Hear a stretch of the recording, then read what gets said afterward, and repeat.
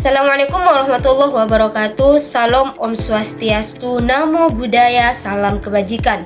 Perkenalkan, saya Andi Risna Amri, NIM 2409308110024 dari kelas 243B Program Studi Manajemen Fakultas Ekonomi Sekolah Tinggi Ilmu Ekonomi Makassar Maju. Di sini saya akan mempresentasikan mengenai rekrutmen tenaga kerja mata kuliah Manajemen Sumber Daya Manusia dengan dosen pengampu Pak Adi SEMM.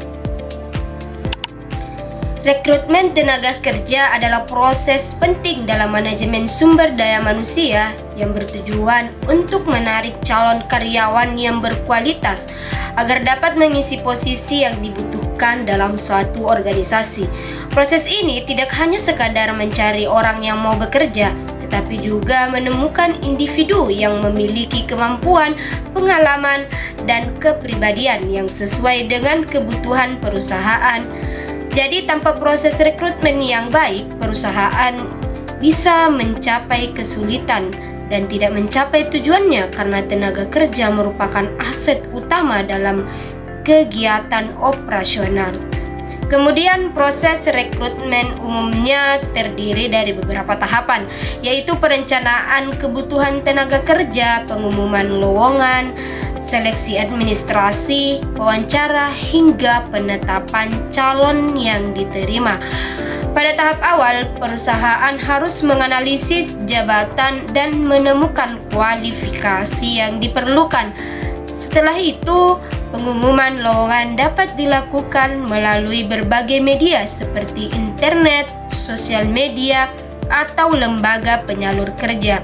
Proses seleksi kemudian dilakukan secara bertahap untuk memastikan calon pekerja benar-benar memenuhi standar perusahaan.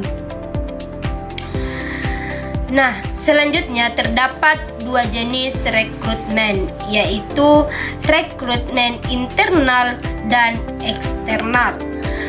Rekrutmen internal dilakukan dengan mencari kandidat dari dalam perusahaan, seperti promosi atau mutasi karyawan. Sedangkan rekrutmen eksternal ini dilakukan dengan mencari calon dari luar perusahaan melalui berbagai sumber seperti kampus, lembaga pelatihan, atau situs lowongan kerja.